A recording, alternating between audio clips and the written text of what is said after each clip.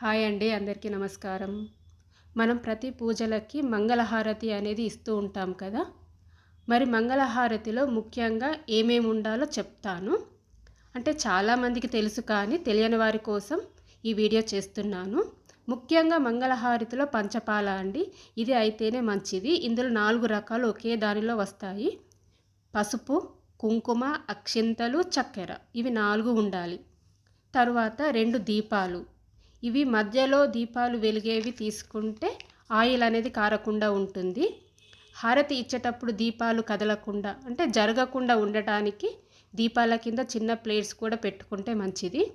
అలాగే 4-5 పువ్వులు, అలాగే కర్పూరం వెలిగించడానికి ఒక ప్లేటు, నీళ్ళతో ఉన్న రాగి చెంబు, ఇవన్నీ కూడా హారతి ప్లేట్లో పెట్టుకొని దేవునికి హారతి ఇవ్వాలి.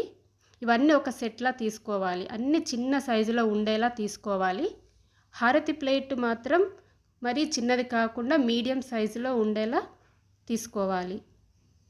నేనైతే ఇత్తడినే వాడుతాను అండి. ఇత్తడివి అయితేనే చాలా మంచిది. అవి దగదగ మెరుస్తూ ఉంటాయి. ఈ వీడియో కనుక మీకు నచ్చినట్లయితే లైక్ చేయండి. Thank you for watching.